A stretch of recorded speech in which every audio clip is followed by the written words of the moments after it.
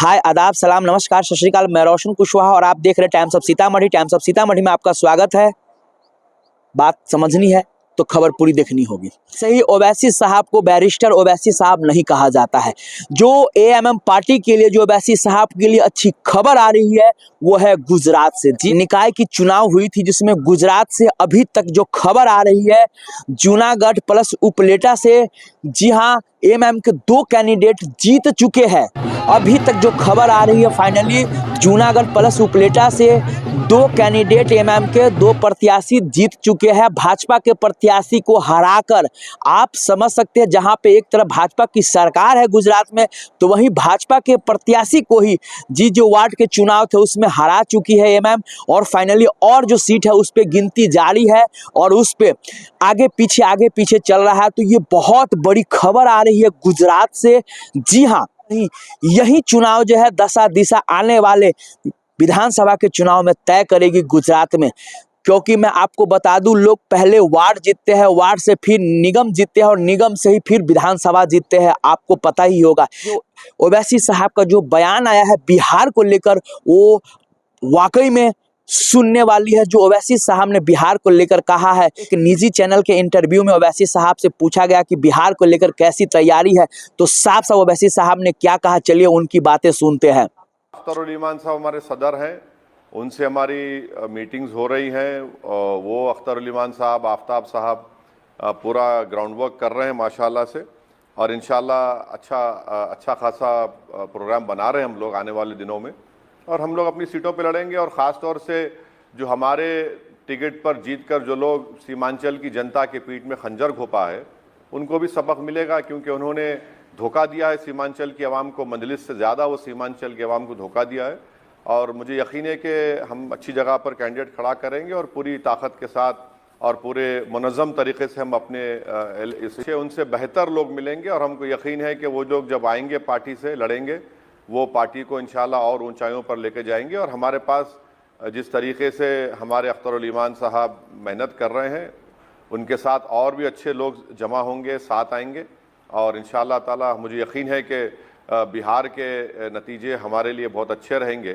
अब देखना यह है कि दूसरी पार्टी क्या करते हैं, क्योंकि ये जो आजकल पॉलिटिक्स में जो 6 महीने पहले लिव इन पॉलिटिकल रिलेशनशिप होता है और 6 महीने के बाद फिर ख़त्म हो जाता है, तो ये इससे भी बहुत बुरा असर पड़ता है अवाम के जहन पर कि पार्लियामेंट के चुनाव में तो आप सेकुलरिज्म की दुहाई देते हैं और आप क्या क्या बातें करते हैं, और उसके 6 महीने के बाद फिर आपकी जो इश्क है, सियासी इश्क है, सियासी आपकी जो शादी है या फिर मोहब्बत है, वो कैसे ख़त्म हो जाती है। कि मैं एक मजहबी मुसलमान हूँ, तो लिव इन का ख़ाइल नहीं हूँ, मैं शादी का ख़ाइल हूँ। और लाइटर वेन में कह रहा हूँ कि मैं एक में खुश हूँ। इंशाअल्लाह ताला हम अपने उस पर काम करें। जी हाँ, तो आपने सुना, ओवैसी साहब ने साफ कहना है कि बिहार का कमान अख्तर उल ईमान साहब है प्लस आफ्ताब साहब है। जी हाँ, जो वो निर्णय लेंगे वही होगा और अच्छा खासा ही परिणाम और निर्णय होने वाला है बिहार के लिए। जी हाँ, तो कहीं ना कहीं आप समझ सकते हैं कि बिहार की राजनीति में अगर किसी को भी एएमएम पार्टी में आना है और किसी का भी टिकट तय होगा, तो भैया उसको अपना नेता अख्तर उल ईमान साहब को मानना ही पड़ेगा। जो चाहेगा कि हम बैक डोर से कुछ कर ले, तो ये भैया दूसरी पार्टी नहीं है कि बैक डोर से आप कुछ भी कर लेंगे। क्योंकि बिहार के जो नंबर 1 नेता है, जो नंबर 1 विधायक है, वो है अमौर से अख्तर उल ईमान साहब। जी हाँ, जो एएमएम के बिहार के प्रदेश अध्यक्ष भी है, जो सबको लेकर साथ में चलता है। जो मैंने एक वीडियो भी आपको दिखाया कि कैसे एक हिंदू भाई का जूठा पानी पीकर उन्होंने एक मिसाल दिया कि भैया बताओ, कोई ऐसा अगर राजनेता है तो बताओ, ऐसा पानी पीकर दिखाए।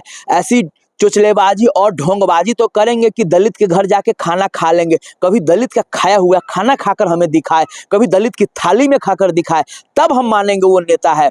क्योंकि जो नेता दलित के घर खाना खावे का दिखावा करता है, वो आप समझिए, क्योंकि उस नेता के घर का गिलास होता है, उस नेता के घर का ही प्लेट होता है, उस नेता के घर का ही रोटी रहता है, उस नेता के घर के ही सब्जी रहता है, और सिर्फ परोसने का काम करता है जो दलित भाई होते हैं, बहन होती है। सो तो ये कहीं ना कहीं बिहार के राजनीति में 2025 के लिए बहुत बड़ा संकेत है। और वाकई में जिस तरह से जो लोगों का रुझान आ रहा है बिहार में, जैसे हर एक मुद्दे पे बेबाकी से जो बातें रखते अख्तरुल इमाम साहब, तो वाकई में अब लोगों का सिर्फ एक ही तरफ ध्यान जा रहा है, वो है ओवैसी साहब यानी एएमएम। दिन पहले उन्होंने सवाल उठाया था, लोगों से आह्वान किया था महानंदा बेसिन को लेकर, कैसे उस पर बांध बांधा जा रहा है।